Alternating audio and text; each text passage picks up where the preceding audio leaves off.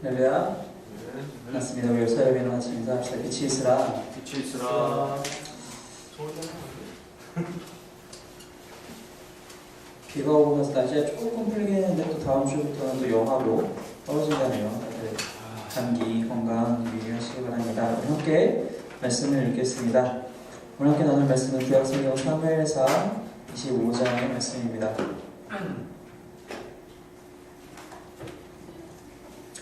사무엘상 25장 1절부터 마지막 절인 44절까지 다 볼 건데요. 읽기는 지금 읽기는 1절부터 3절까지만 함께 같이 읽겠습니다. 사무엘상 25장 1절부터 3절까지 함께 읽겠습니다. 사무엘의 죽음에 온 이스라엘 무리가 모여 그를 두고 키우며 라마 그의 집에서 그를 장사한지라. 다윗이 일어나 바람 광야로 내려가니라. 마을에 한 사람이 있는데 그의 생업이 갈멜에 있고 심히 부하여 양이 3,000마리요 염소가 1,000마리이므로 그가 갈멜에서 그의 양털을 깎고 있었으니 그 사람의 이름은 나발이요 그의 아내의 이름은 아비가일이라. 그 여자는 총명하고 용모가 아름다우나 남자는 완고하고 행실이 약하며 그는 갈렙 족속이었더라. 아멘.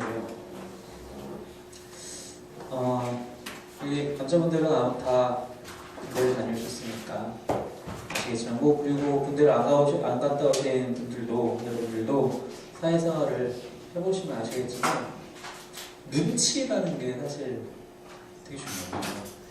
부대에 있을 때 이제 좀 이렇게 계급이 안 될 때, 후임으로 이렇게 있고 쫄병으로 있을 때 선임이 하는 이야기들을 사실은 문자 그대로 받아들이면 안 될 때가 종종 있어요. 톤을 잘 들어야 되고 잘 그것을 분별을 해서 이게 사실 그런 내용이구나 라는 거를 잘 알아들어야지. 그렇지 않으면 이제 군생활이 꼬인다고 그러죠. 잘못 알아듣고 그래 TV 봐 라는 말을 우리가 얼핏 듣고 TV 보면 재밌게 보면 되겠다. 제가 이제 자대 배치를 저는 후반기 교육이 12주짜리였기 때문에 자대 배치 받고 거의 한 3주 얼마 안 되어서 이제 금방 일병을 달았어요. 일병 근데 이제 자대에 가가지고 이제 처음에는 사실 일을 안 시키잖아요. 교육시키고 뭐하고 이제 부대 적응시키고. 이제 드디어 근무장에 배치가 되고 처음 이제 야근을 들어가는 날이었는데 저랑 이제 14개월 차이 나는 선임이랑 같이 야근을 들어갔어요. 야근을 딱 들어가서 보통 야근 들어가면 사실은 할 일이 많지는 않아요. 그냥 장비 모니터링하는 것 뿐이기 때문에 평상시 이상이 없기 때문에 주로 이제 TV를 보죠. TV 뉴스도 보고 뭐 드라마도 보고 예능 프로도 보고. 그때 그날 마치 무슨 재밌는 프로를 했는지 둘이서 같이 이제 방에 앉아가지고 TV를 보다가 제가 너무 재밌어서 순간 깔깔깔깔 대고 웃었어요. 그러니까 제가 이제 크게 웃는 웃음으로 깔깔깔깔 대고 웃었더니 그 옆에 있던 그 선임이 그때는 상병이었는데 너같이 정신없이 웃으면서 TV 보는 신병은 처음 본다 라고 황당해 하더라고요. 전 그래서 그런가 보다. 정말 처음 봤나 보다. 그리고 그냥 계속 재밌게 봤죠, TV를. 근데 아마 그 사람의 의미는 그러지 말아라는 뜻이었을 텐데 제가 그냥 신경 안 쓰고 계속 그렇게 하니까 그냥 둬야. 사실 14개월 차이면은 거의 건들 일이 없거든요. 한두 달 차이면은 막 뭐라고 하겠지만 14개월 차이다 보니까 그렇게 신경을 쓰고 싶지 않았나 봐요. 어차피 저를 담당하는 그 기수는 따로 있었고 그러니까 그냥 신경을 끄고 그냥 내비두더라고요. 그게 만약에 이제 그런 케이스가 아니었으면은 말 그대로 제 군생활을 꾸역됐죠. 잘 분별을 해야 돼요. 근데 이게 군대에서도 그렇고 사회생활에서도 그렇고 우리가 사람의 이야기를 듣고 나서 그것을 잘 파악하는 것이 되게 중요합니다. 뭐 공부할 때도 그렇고 일할 때도 당연히 마찬가지일 거예요. 근데 이게 우리가 사는 동안에 이러한 일들에서만 그러느냐, 우리 신앙생활에서도 분명히 무엇이 중요하다는 것이죠. 사실 지금 제가 신앙생활이라고 이름을 붙였긴 했지만 사실 우리는 믿는 자들로서 우리의 신앙생활이 사실은 전부잖아요. 우리는 신앙생활과 사회생활, 가정생활을 따로 구별하는 것이 아니라 우리의 신앙생활이 사실 우리의 모든 생활이 되어야 되는 것인데 우리가 하나님의 말씀을 듣고 하나님의 뜻을 어떻게 분별할 수 있느냐, 그 분별하느냐 하지 못하느냐의 차이가 단지 내가 교회에서의 생활을 잘할 수 있느냐 못하느냐의 그것만 차이점을 가지고 오는 것이 아니라 나의 모든 생활에서의 차이를 갖고 온다는 것입니다. 하나님의 뜻을 올바로 분별할 수 있으면 그것이 바로 우리의 삶을 전체의 삶을 바꿀 수 있다는 것입니다. 그것이 긍정적으로 바뀔 수도 있고 혹은 부정적으로도 바뀔 수 있다는 것입니다. 내가 분별하느냐 하지 못하느냐에 따라서. 오늘 우리가 사무엘상 25장 이제 계속 좀 읽어볼 터인데 크게 등장인물이 3명이 나타납니다. 다윗이 나오고요. 우리가 지금 3절까지 읽었는데 나발이라는 사람이 나오고요. 아비가일이라는 사람이 또 나옵니다. 이 세 사람이 각각 어떻게 반응을 했는지 우리가 좀 말씀을 보면서 보려고 합니다. 지금 우리가 3절 첫 3절을 읽었는데 첫 번째 절에 보니까 사무엘이 죽었다라고 기사가 나오고 있어요. 사무엘이 이제 다윗이 도망가는 그 도망을 시작한 그 도피를 시작한 그 처음 시기에 사무엘에게 라마에 있는 사무엘에게 찾아갑니다. 그리고 사무엘이 한 번은 숨겨주죠. 그래서 사무엘이 등장하지 않았는데 이제 25장에 겨우 등장하나 싶었더니 그의 사망 기사가 나타나고 있습니다. 그래서 모든 이스라엘 사람들이 슬피 울며 라마의 그의 집에서 그를 장사하였다라고 기록을 하고 있습니다. 다윗이 이제 이 소식을 듣고 아마 마음에 많이 두려웠을 거예요. 자기를 지켜주던 자기가 의지할 수 있었던 큰 어른이신데 죽게 되었으니까. 그래서 바라한 광야로 내려갔다라고 얘기를 하고 있습니다. 바라한 광야는 그 이스라엘 지역에서 한참 더 이 밑으로 더 이제 이 아라비아 반도라고 그러죠. 그 아래쪽으로 더 내려와 있는 지역이거든요. 그 지역까지 다시 내려갔다가 이제 또 상황을 살펴서 다시 이제 갈멜 지역, 마온 지역까지 2절부터 나오는 그 지역 근처까지 다시 올라온 것 같아요. 마온에 어떤 사람이 있었냐면은 한 사람이 있었는데 그 사람의 이름이 먼저 등장하지 않고 그 사람이 얼마나 부유한 사람인지를 먼저 얘기하고 있어요. 그게 아무래도 중요한 포인트였나 봐요. 이 말씀에서의. 마온에 있는 사람이 있었는데 그 사람은 갈멜에 그의 사업장이 있었다. 근데 이 사업이 무슨 사업이었느냐? 당연히 이제 이스라엘 사는 유목민이 있었으니까 양이 3,000마리, 염소가 1,000마리, 엄청난 재산을 얘기를 하는 거예요. 그만한 재산을 갖고 있는 사람이 있었다. 근데 그의 이름은 나발이었고 그의 아내는 아비가일이었는데 이번에 또 나발에 대한 설명이 먼저 나온 게 아니라 근데 그 아비가일은 그 여자는 총명하고 용모가 아름다우나 남자는 완고하고 행실이 악하였다. 그래서 이제 그 여자는 총명하였다. 이 총명하다라는 단어는 주로 어떨 때 이 구약 성경에서 이 히브리어가 사용되었냐면은 항상 그런 뜻은 아니었지만 대부분의 경우에 어떤 뜻이었냐면은 하나님의 말씀을 올바로 분별할 수 있느냐 없느냐, 하나님의 말씀을 올바로 분별하였을 때 이 단어를 종종 사용하게 되었다는 것입니다. 용모가 아름다웠다. 이거는 우리가 이제 이 표현 아마 이전에 기억나실 텐데 사무엘이 다윗을 처음 봤을 때 그때도 한번 나온 표현이에요. 이것은 단지 겉모습만 얘기하는 것이 아니라 안과 밖이 다 내면과 외모가 다 아름다워 보기 좋을 때 얘기를 하는 것이죠. 흔히 얘기하는 우리가 잘 알고 있는 지성과 미모라는 표현을 여기서 쓸 수 있어요. 아비가일 그런 여자였어요. 근데 그 반대로 그 남편인 나발은 완고하고 행실이 악하였다. 완고하다는 것은 완악하다 그런 말로도 많이 쓰이는데 주로 누구한테 이 표현이 많이 갔었냐면은 출애굽 시기에 바로에게 많이 갔어요. 그 10가지 재앙을 주면 하나님께서 내리실 때마다 바로가 한 번 계속 반복적으로 그래 제발 가라. 근데 다시 그 마음이 완악하여서 강팍하여서 그걸 또 처리하잖아요. 그럴 때 이제 바로를 표현할 때 이 단어를 많이 사용을 했죠. 행실이 악하였다. 그는 갈렙 족속이었다라고 합니다. 이게 이제 옛날 성경에서는 이걸 갈멜 족속이라고 이제 해서 번역을 했는데 이제 그 히브리어를 읽는 차이인데 이제 바뀐 성경에서는 갈렙으로 바뀌었어요. 근데 아마 이게 조금 더 정확한 족속의 그 표기법인 것 같아요. 독법인 것 같아요. 왜 그런가 하니 갈렙이 누구였죠?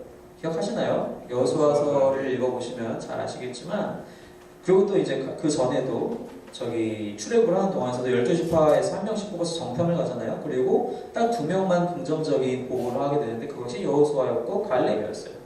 여호수아는 어느 지파였나요? 이거는 잘 모르시더라고요. 여호수아는 에브라임 지파였어요. 그래서 이제 후에 사사기에 보면 에브라임이 여호수아 후손이었기 때문에 상당히 자기들의 그런 파워를 믿고 함부로 행동할 때가 많이 있어요. 갈렙은 유다 지파 사람이었어요. 알다시피 다윗 역시 유다 지파 사람이죠. 그래서 이제 갈렙 족속인 사람이라는 표현까지 이제 이 묘사까지 같이 이 기자가 덧붙입니다. 이것이 이 두 사람이 다윗과 어떻게 만나게 되느냐, 이제 그것이 이제 4절부터의 말씀입니다. 4절부터의 말씀을 저와 여러분이 같이 좀 읽어보도록 하겠습니다. 4절부터 11절까지의 말씀을 번갈아 가면서 읽도록 하겠습니다. 제가 먼저 4절 읽겠습니다. 다윗이 나발이 자기 양털을 깎는 다음을 방에서 들은지라.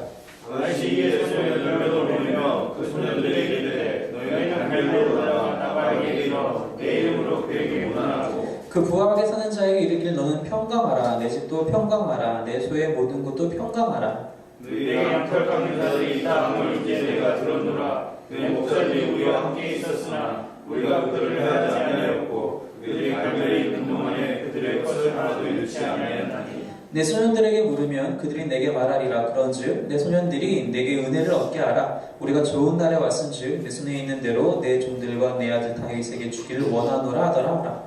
다윗의 소년들이 가서 다윗의 이름으로 이 모든 말을 나발에게 말하기를 마치매 나발이 다윗의 사환들에게 대답하여 이르되 다윗은 누구며 이새의 아들은 누구냐? 요즘에 각기 주인에게서 억지로 떠나는 종이 많도다. 내가 내 떡과 물과 내 양털 깎는 간절을 위하여 잡은 고기를 가져다가 어디서 왔는지도 알지 못하는 자들에게 주겠느냐 한지라. 다윗이 이제 소식을 들었습니다. 나발이 자기가 이제 치고 있는 그 양털을 깎는다는 얘기들을 듣게 됐어요. 당시에 이제 양털을 깎는 행사는 엄청난 축제예요. 왜 우리나라도 이제 지금도 요즘도 시골 가보면 혹은 좀 인접 많은 동네에 가보면은 김장을 하면은 같이 꼭 하는 게 있어요. 돼지고기를 같이 또 샀죠. 보쌈을 해서 이제 마을 사람들끼리 다 또 잔치도 하고 그래요. 근데 양털 깎는 게 바로 그런 날이에요. 김장을 하면 많은 사람들이 모여서 같이 일손을 서로 도우면서 또 맛있는 것도 먹잖아요. 양털 깎는 날이 이스라엘에서 그런 날이었어요. 근데 그냥 자신의 소유가 양이 뭐 한 마리, 10마리 이 정도 되는 사람도 그런 잔치를 벌일 텐데 수천 마리가 있는 사람이에요. 엄청난 잔치였겠죠. 수많은 사람들을 불러다가 양털을 깎기 위해서 이제 그날을 위해서 고용을 하는 거예요. 그리고 많은 사람들에게 내가 이만큼 양털을 깎았다. 지금으로 치면 우리가 이제 내일 모레가 추수감사절인데 이들은 곡식 농사를 하는 게 아니기 때문에 이것이 이제 일종의 추수인 셈이죠. 1년에 한 번 할 수 있는 잔치를 벌이게 되었습니다. 그 소식을 다윗이 들은 거예요. 들어서 이제 무엇을 명하냐면 자신이 함께 있던 소녀 10명을 보내서 뭐라고 얘기하냐면 나발한테 찾아가서 그에게 이제 안부 인사를 묻고 광야에 있는 동안 너의 목자들, 너의 그런 양들, 염소들 하나도 우리가 해하지 아니하였고 너희도 잃은 것이 아무것도 없지 않느냐. 그러니까 이 축제의 날에 우리에게 조금 먹을 것을 좀 나눠 주어라. 그렇게 부탁을 해라. 이렇게 이제 명령을 합니다. 이제 이 축제날에 가서 정말 겸손하게 이게 다윗이 어떤 표현까지 하냐면은 내 아들 18절 후반절에 보니까 내 아들 다윗에게 즉 나발에게 뭐라고 얘기를 하면은 나는 당신의 아들입니다라는 표현과 정말 그건 겸손한 당시에 아주 겸손한 표현이었거든요. 그렇게까지 호칭을 하면서 그 먹을 것을 구하고 있어요. 다윗이 우리가 알다시피 장정만 600명과 함께 지금 도피 생활을 하고 있는 중이었어요. 그러면은 당연히 먹을 것을 구하는, 잠은 아무 데나 잔다 하더라도 먹을 것을 구하는 게 정말 힘들었을 거예요. 수백 명이 먹으려면 정말 양이 엄청날 거 아니에요. 근데 그것을 이제 어떤 때는 가서 또 도움을 받기도 하고 쉽게 받기도 하고 어떨 때는 좀 어렵게 받기도 하고 그랬겠죠. 하여튼 그 먹는 것이 제일 큰 문제였을 거예요. 근데 이제 마침 잘 되었으니까 이제 이런 기회가 있어서 요청을 한 거죠. 요청을 했더니 나발이 뭐라고 대답을 하냐면 10절에 보니까 다윗이 누군데? 이새의 아들? 그게 누군데? 이스라엘 사람들이 어떤 사람의 이름을 부르지 않고 누구의 아들이라고 표현할 때는 그 사람을 상당히 무시하는 표현법이거든요. 그게 누군데? 내가 왜 너희 내 아까운 고기를 내 일하는 사람들 줄 것도 모자라 죽겠는데 왜 걔네한테 왜 줘야 되는데? 라고 그 10명의 소년들에게 아주 무시하면서 박대합니다.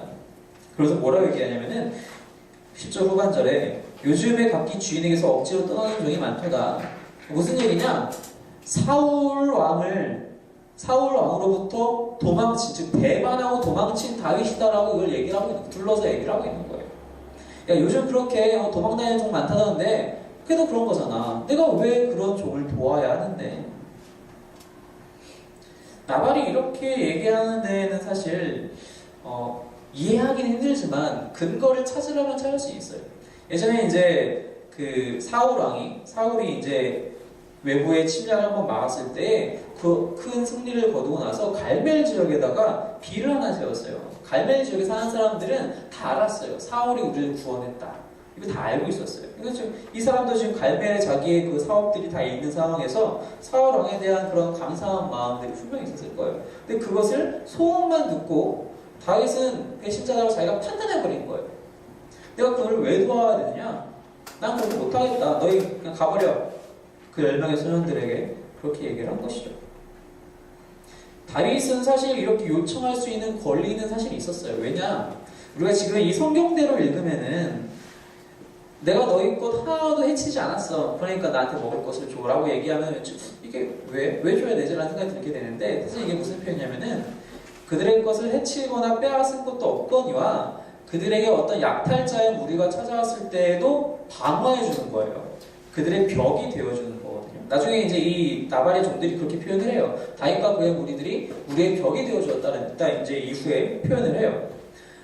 어떤 약탈자 아말렉 족속이든 뭐 블레셋 족속이든 약탈하러 오면 그들도 막아주고 맹수의 공격도 다 막아주고 광야에서 다 그렇게 해준 거예요.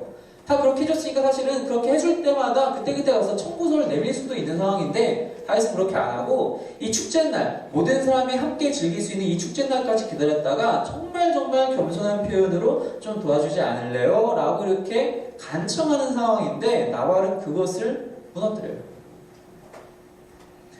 여러분, 하나님의 뜻을 분별하지 못하는 자는 정말 교만한 사람입니다.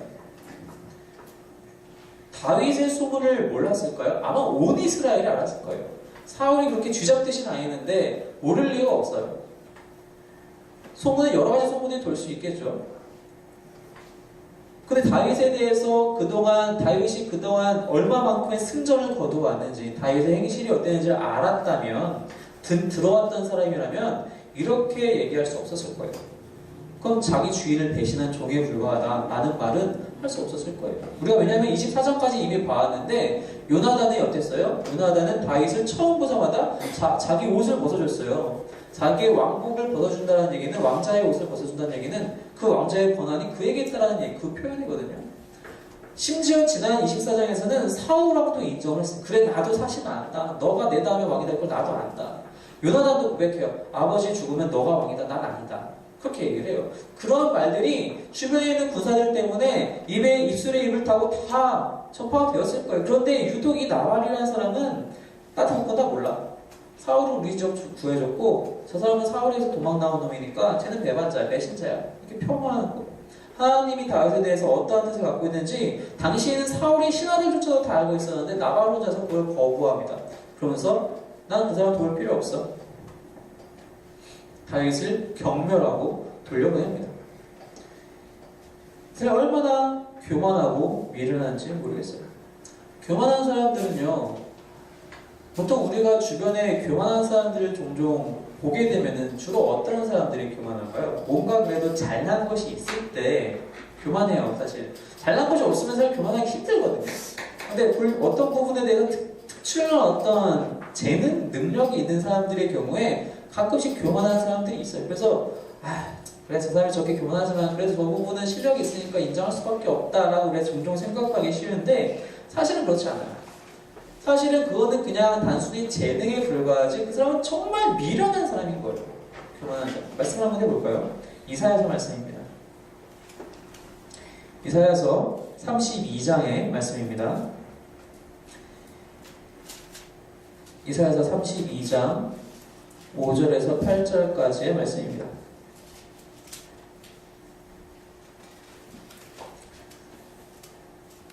5절에서 8절까지의 말씀 찾아서 함께 읽겠습니다. 시작. 어리석은 자를 다시 존귀하다 부르지 아니하겠고 우둔한 자를 다시 존귀한 자라 말하지 아니하니 이는 어리석은 자는 어리석은 것을 말하며 그 마음에 불의를 품어 간사를 행하며 패역한 말로 여호와를 거스르며 줄인 자의 속을 비게 하며 목마른 자에게서 마실 것을 없어지게 하며 악한 자는 그 그릇이 악하여 악한 계획을 세워 거짓말로 가련한 자를 멸하며 가난한 자가 말을 바르게 할지라도 그리함이거니와 존귀한 자는 존귀한 일을 계획하나니 그는 항상 존귀한 일에 서리라.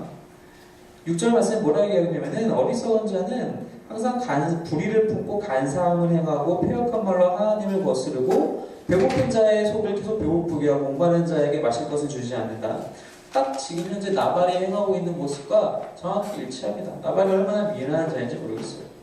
설령 다윗이 그런 상황에 있다 하더라도 율법에는 분명히 어려운 사람들을 나그네와 고아와 과부를 도와야 하는 것에 율법이 정확히 나와 있는데도 불구하고 나발은 그런 거 신경도 쓰지 않는 사람이에요. 하나님의 말씀에 대해서 전혀 생각이 없는 교만함이면서 그것 자체가 바로 미련함으로 바로 이어지게 된다는 것입니다. 이러한 미련함은, 이러한 어리석음은 자동적으로 어디까지 이어지느냐? 불경건에까지 이어진다는 것입니다. 이 어리석음이 그냥 우리가 생각하는 것처럼 뭐 숫자 계산 못하고 뭐 말이 좀 더듬고 그런 어리석음을 얘기하는 게 아니라 이런 종류의 어리석음, 말씀에 대해서 무지하고 하나님의 뜻을 분별하지 않는 어리석음은 거기서 그냥 멈추는 것이 아니라 불경건에까지 이어진다는 것입니다.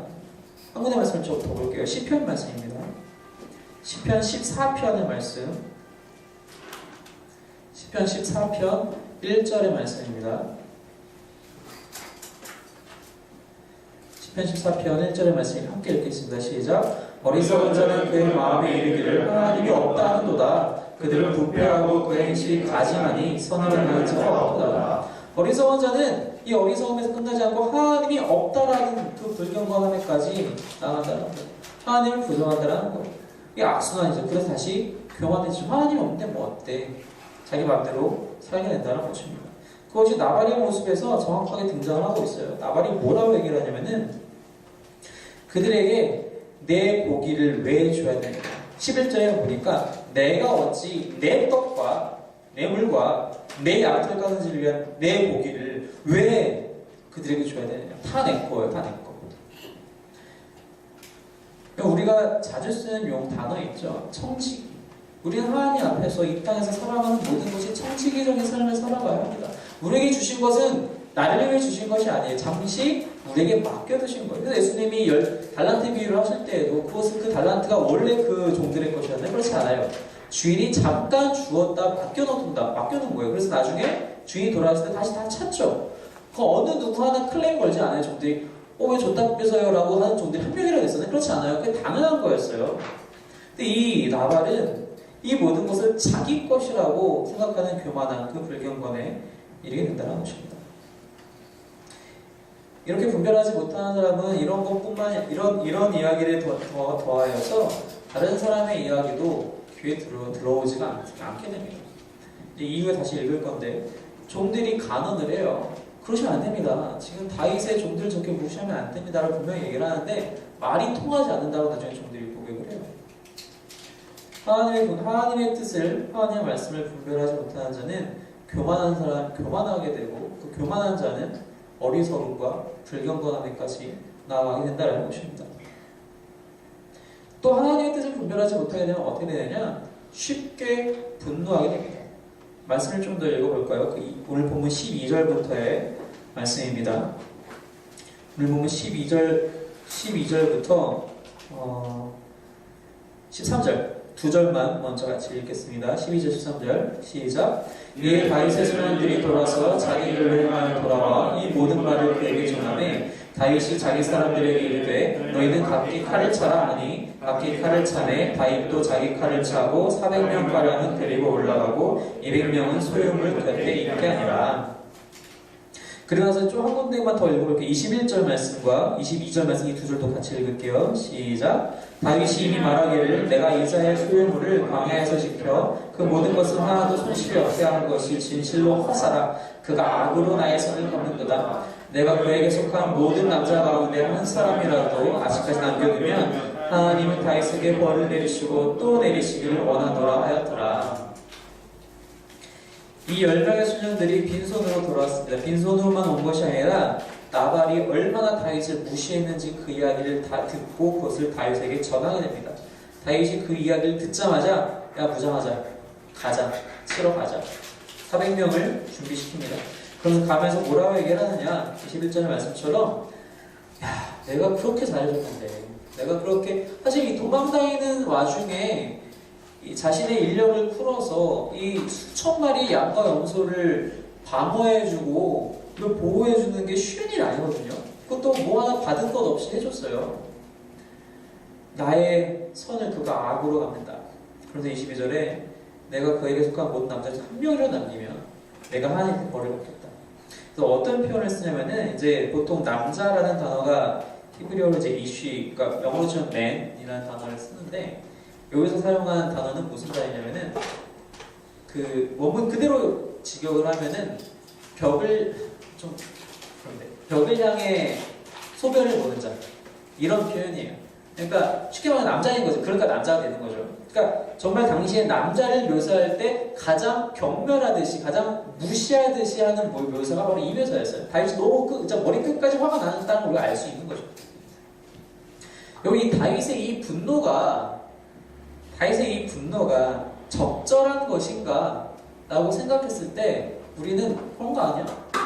애써서 그렇게 자기 생명 걸고 그렇게 맹수에게서 지켜주고 이방인들에게서부터 지켜줬는데 당연한 거 아닌가라고 생각하기 쉬운데 사실은 당연하지 않아요. 세상의 기준으로는 당연한 것이지만 우리 믿는 자들의 기준으로는, 즉 하나님의 기준으로는 당연한 것이 아니란 겁니다. 왜냐? 원수 갚는 것은 사람에게 달려있지 않다는 것입니다. 비록 다윗이 억울할 수 있어요. 자신의 그런 전심전력을 다해서 이들을 재산까지 다 지켜줬는데 그냥 겸손하게 부탁까지 했는데도 이런 무시당하는 처사를 당했다. 억울할 수 있어요. 억울하다 하더라도 그 억울함을 푸는 것은 내가 아니라 하나님이라는 것입니다. 로마서 말씀을 좀 같이 볼까요? 신약성경 로마서 12장의 말씀입니다. 로마서 12장 19절에서 21절까지의 말씀 19절에서 21절까지 말씀 함께 읽겠습니다. 시작. 내 사랑하는 자들아 너희가 친히 원수를 갚지 말고 하나님의 진노하심을 맡기라. 기록되어 있을 때 원수 갚는 것이 내게 있으니 내가 갚으리라 고 주께서 말씀하시니라. 내 원수가 줄이거든 먹이고 목마르거든 마시게 하라. 그리하므로 내가 숯불을 그 머리에 쌓아 놓으리라. 악에게 지지 말고 선으로 악을 이기라. 선으로 악을 이기라. 원수는 너희가 갚는 것이 아니다. 하나님이 갚는 것이다. 원수가 죽이면 먹여주고 목마르면 마시게 해줘라. 잠잘 데가 없으면 재워줘라. 그렇게 함으로써 내가 숯불을 그 머리에 쌓아 놓으리라.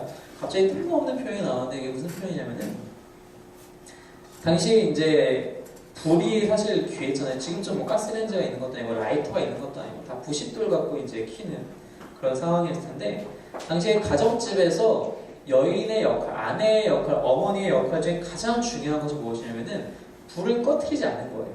그 집에 있는 화덕에 있는 불을 꺼트리지 않는 것이 가장 큰 의무 중에 하나인데 그것을 꺼트리면 정말 어리석은 여인, 그러니까 성경 자문에서 늘 얘기하는 현숙한 여인의 정반대가 되는 정말 어리석은 여인이 되는 거예요. 동네방네 망신이란 망신은 다 당하는 거예요. 또 어쨌든 화덕에 불이 꺼지면 어떻게 돼요? 불씨를 빌리러 옆집에 있는 이웃집에 가야 되잖아요. 가요. 정말 그 민망함을 무릅쓰고 갑니다. 여인이 가서 제가 정말 실수로 불을 꺼뜨렸는데 불씨 좀 제발 좀 빌려주실 수 없을까요? 라고 하면은 불쌍한 마음에 빌려주잖아요. 근데 만약에 이 여인이 정말로 너에게 악이란 모든 악행은 다 했던 너를 맨날 핀잔 주고 뒤에서 욕하고 너를 무시했던 그런 사람이라 할지라도 이 바울이 얘기하는 것은 그런 사람이라고 할지라도 너가 그 사람에게 불씨를 빌려주는 것처럼 선으로 갚아라. 그럼 그 사람은 그 불씨를 숯불을 머리에 이고 민망해서 얼굴을 들지도 못하고 머리에 이고 이렇게 숨기면서 이렇게 막 자기 집까지 뛰어가게 될 것이다. 그것을 보고 사람들이 야, 저 여인 정말 미련하구나. 근데 저 여인 맨날 저 집 아줌마한테 맨날 그렇게 못되게 굴었잖아. 근데 그래도 불씨를 빌려주네? 야, 저 집 정말 대단하다. 정말 착하신 분이다. 지금 이 얘기를 지금 이렇게 짧은 이 구절 표현 안에서 바울이 얘기하고 있는 거예요. 악을 악으로 갚지 말고 선으로 악을 이겨라. 그 얘기를 사도 바울이 하고 있는 겁니다. 절대로 스스로 악을 갚아서는 안 돼요. 스스로 보복하려고 해서도 안 돼요. 율법에 어디에도 그렇게 나와 있지 않아요. 하나님의 것이에요. 근데 지금 다윗은 자신의 억울함을 스스로 풀려고 하고 있어요. 또 한 가지 무슨 잘못을 저지르고 있냐면은 무죄한 피를 흘리려고 하고 있어요. 이 일을 주도한 사람은 나발 혼자예요. 나발의 집 모든 가솔들이 합심해서 마치 그 에스더서 우리가 봤을 때 그 하만의 집이 합심해가지고 어떻게 하면 유대인 죽일까 같이 머리를 모아 맞대고 그렇게 계획을 짰던 그런 집이 아니었어요. 나발 혼자 이러고 있는 거예요. 근데 다윗이 가면서 뭐라고 그러죠? 나발의 집에 있는 모든 사람을 내가 죽이겠다. 무죄한 피를 흘리려고 하고 있어요. 이것이 다윗의 지금 현재 실수하고 있는 부분이었어요. 하나님의 뜻을 그때그때 분별하지 못하는 자들에는 쉽게 분노하게 된다는 것입니다. 그럼 우리 쉽게 분노하죠. 아까도 잠깐 그 얘기가 나왔는데 운전하다가 누가 정말 사실 이제는 좀 그래도 단련이 돼서 누가 끼어들고 하는 거는 그래 그때 했겠지 이런 마음은 들어요. 근데 정말 위험한 상황을 만들게 되면은 이런 까지 나와요. 어떻게 할 수가 있어? 그 당시에 그 상황에서는 마음이 우습해 그냥 진짜로. 그러면서 그러지 말자.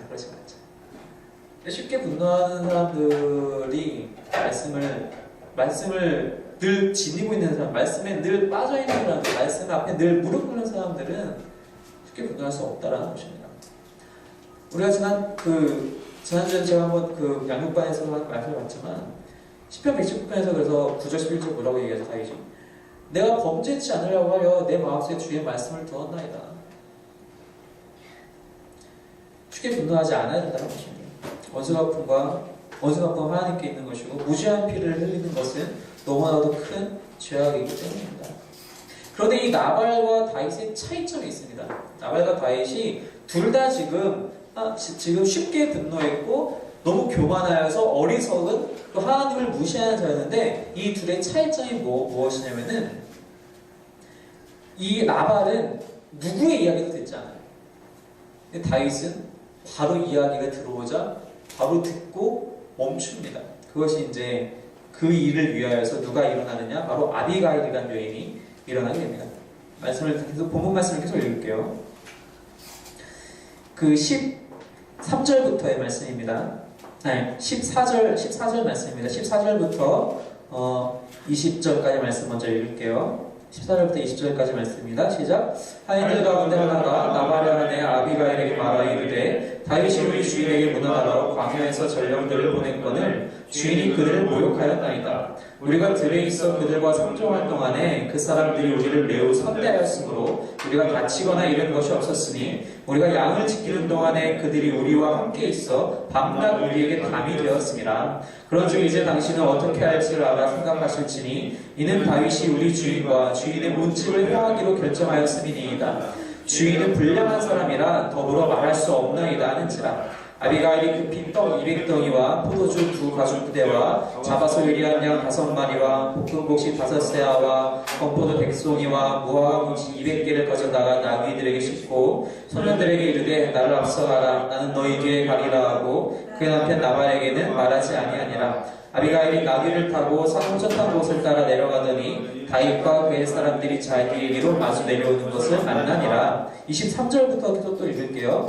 아비가일이 다윗을 보고 급히 나귀에게서 내려 다윗 앞에 엎드려 그의 얼굴을 땅에 드니라. 그가 다윗의 말에 엎드려 이르되 내 주여 원하건대 이 죄악을 나 곧 내게로 돌리시고 여종에게 주에게 말하게 하시고 이 여종의 말을 들으소서. 원하옵나니 내 주는 이 불량한 사람 나발을 개의치 마옵소서. 그의 이름이 그에게 적당하니 그의 이름이 나발이라. 그는 미련한 자니이다. 여종은 내 주께서 보내신 소년들을 보지 못하였나이다. 내 주여 여호와께서 살아계심을 두고 맹세하노니 내 주도 살아계시거니와 내 주의 손으로 피를 흘려 친히 보복하시는 일을 여호와께서 막으셨으니 내 주의 원수들과 내 주를 해하려 하는 자들은 나발과 같이 되기를 원하나이다.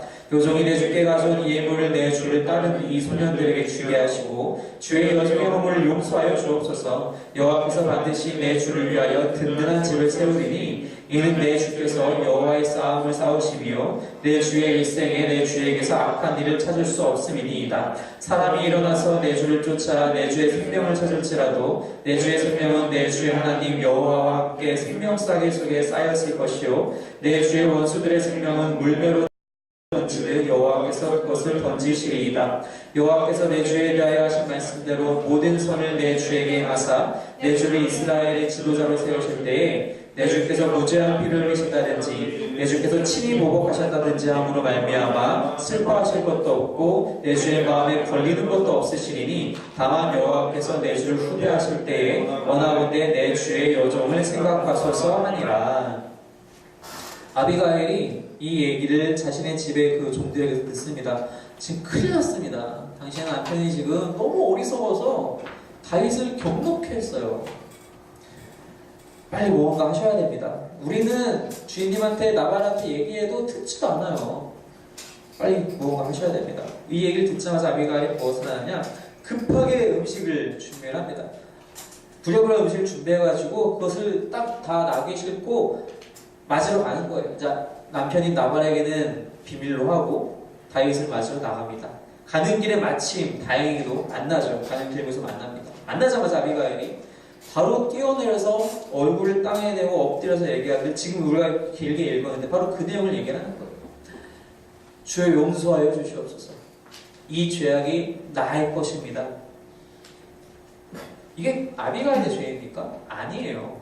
그죠? 나발이 저지른 죄예요. 근데 이 아비가일이 왜 이것이 자신의 죄냐고 얘기하냐면은 우리가 지금 읽어서 알지만 그 나발은 정말 어리석은 사람이에요. 정말 어리석은 사람입니다.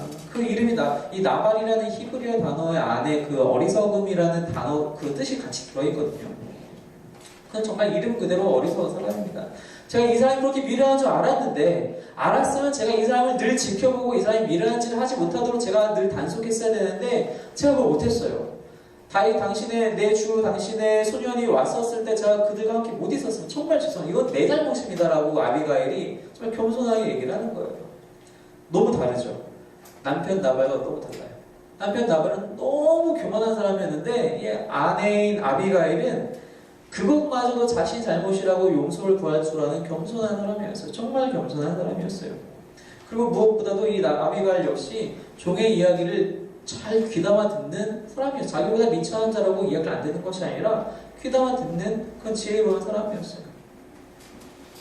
그래서 정확하게 지적을 합니다. 근데 이렇게 겸손하게 얘기하면서도 지적할 것도 정확하게 지적을 해요. 다윗에게 뭐라고 지적하냐면 만약에 이대로 가시면 정말 무죄한 피를 흘리는 것입니다. 그리고 당신께서 친히 복수를 하시는 겁니다. 이거 얼마나 큰 죄입니까? 아시지 않습니까? 그래서 뭐라고 얘기를 하냐면 30절 31절에 보니까 하나님께서 분명히 당신을 이스라엘 지도자로 세우실 것인데 만약에 그때 가서 당신이 무죄한 피를 흘린 것과 당신이 스스로 보복하여서 하나님의 일을 대신한 것을 그때 생각나게 하면 얼마나 마음에 찔림이 있겠습니까? 얼마나 마음에 크신 후회가 있겠습니까? 그러지 말아 주십시오라고 아비가일이 요청하는 거예요. 지혜롭고 겸손하면서 동시에 하나님의 뜻을 정확하게 알고 있어요. 하나님의 뜻을 정확하게 분별할 줄 아는 자였습니다. 아비가일이 단지 다윗이 나발의 집안을 다 진멸하려고 오기 때문에 무서워서 자신의 생명을 구하기 위해서 이 자리에 왔냐? 그렇지 않아요. 이 아비가일이 다윗에게 이렇게 진언하는 이 이야기를 잘 보고 있으면 이것은 아비가일이 스스로의 마음을 갖고 온 것이 아니라 하나님이 아비가일을 보내셨어요. 하나님이 아비가일을 다윗에게 보내셔서 예언의 말씀을 주시는 거예요. 너 분명히 이스라엘 지도자 될 거라고 말씀하시는 거예요. 아비가일의 입술을 통해서. 그런데 너가 지금 이럴 수 있냐? 라고 얘기하는 거예요. 마치 나단 선지자가 다윗이 밧세바를 보냈을 때 와서 정말 강력한 말로 그를 혼내는 것처럼 하나님의 말씀을 혼내는 것처럼 아비가일의 입술을 통해서 하나님께서 다윗을 책망하시는데 그 책망의 방식이 너무 멋져요. 혼내는 게 아니라 겸손으로 타이를 심면서 혼내는 이 반전의 방식이 참 놀라워요. 근데 그것을 아비가일을 통해서 하고 계시는 거예요. 왜 아비가일을 통해서 하나님의 말씀을 뜻을 분별할 수 있는 자였기 때문에 하나님께서 사용하신 거예요. 다윗도 얼마나 멋진 사람이냐? 듣자마자 바로 깨달아요. 안 되겠다. 이건 정말 큰일 날 뻔했구나. 다윗도 그렇고 아비가일도 그렇고 참 멋진 사람이죠. 다윗이 사실 우리가 모든 이스라엘 사람도 마찬가지지만 정말 위대한 왕 중의 왕으로 다들 꼽고 있잖아요. 그런데 그럼에도 불구하고 그만큼의 상당한 엄청난 잘못들도 사실 많이 해요. 많이 하는데 다윗은 그때마다 즉각 회개해요. 이게 정말 다윗의 놀라운 면이거든요. 다윗을 칭찬하는 사람은 이걸 칭찬해야 돼요. 백전백승을 칭찬하는 것이 아니라. 근데 다윗이 여기서도 한번 즉각적으로 또 한번 회개하게 됩니다. 그래서 이제 어떻게 하느냐? 다윗이 이 이야기를 딱 듣고 32절에 보니까 다윗이 아비가일에게 이르되 우리 너를 보내어 나를 영접하게 하신 이스라엘의 하나님 여호와를 찬송할지어다. 아비가일 이 상황을 다윗이 어떻게 해석하느냐? 이건 너가 스스로 목숨 걸러 온 것이 아니다. 하나님이 너를 보내셨다. 그 하나님을 나는 찬송한다. 너도 살리시고 나도 살리신 하나님을 나는 찬양한다. 또 너도 칭찬하는데 야, 너 때문에 내가 피 흘릴 것 복수할 것을 다 막았다. 여러분, 친히 복수하는 것은 하나님의 일을 내가 대신하겠다라는 또 다른 교만함이라는 것입니다. 근데 그것을 지금 막아준 거예요. 내가 이제 나의 마음을 돌이키고 절대로 나발의 집에 가서 내가 원래 하려고 했던 그런 진멸함을 하지 않을게. 그 35절에 다윗이 그가 가져온 것을 그의 손에서 받고 그에게 이르되 내 집으로 평안히 올라가라. 내가 내 말을 듣고 요청을 허락하노라. 그리고 다윗도 돌아가게 됩니다. 하나님의 뜻을 분별하는 자는 또 어떠한 사람이냐? 속히 순종하여 실행하는 사람입니다.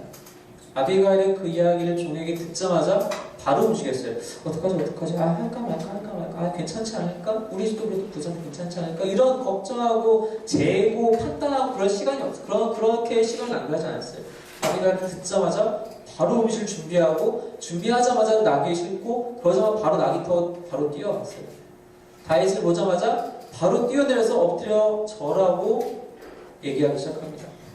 다윗 역시 듣자마자 바로 돌이킵니다. 그래도 지금 내가 이렇게 화가 나 죽겠는데 그래도 가야 된다라고 주장하지 않아요. 얘기 듣자마자 하나님을 찬양하고 돌이킵니다. 이것이 바로 하나님의 뜻을 분별하는 자의 특징이라는 것입니다. 지혜롭고 귀담아 들을 줄 알고 겸손하고 속히 순종해서 실행하는 자가 바로 하나님의 뜻을 분별하는 자라는 것입니다.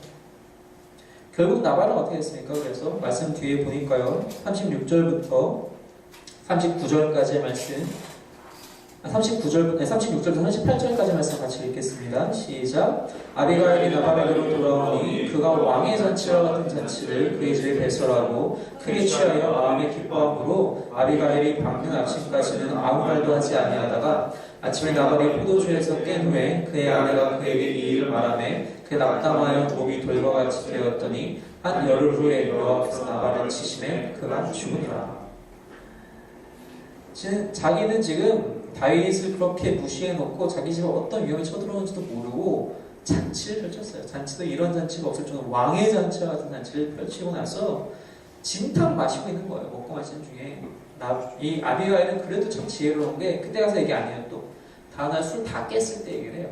깼을 때 가가지고 사실대로 얘기했더니 나발이 37절 그가 낙담하여 몸이 돌과 같이 되었더니 몸이 돌과 같이 되었더니 혹은 마음이 돌과 같이 되었더니라고도 해석할 수 있는데 거의 무슨 심장마비가 올 정도로 마음이 확 한 거죠.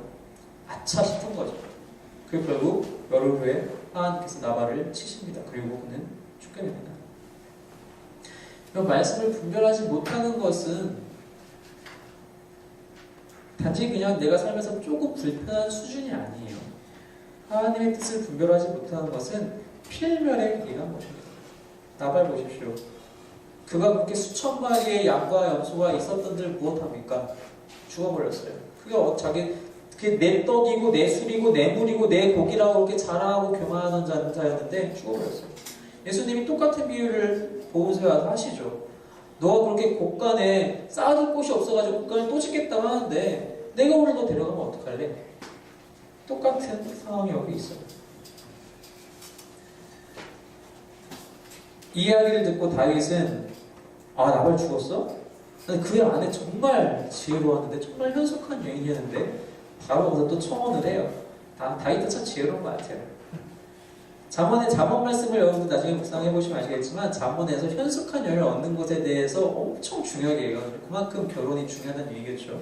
그래서 바로 가서 청혼을 합니다. 아비가일도 바로 또 응답을 해요. 그래서 또 돌아와서 결국 결혼을 하게 됩니다.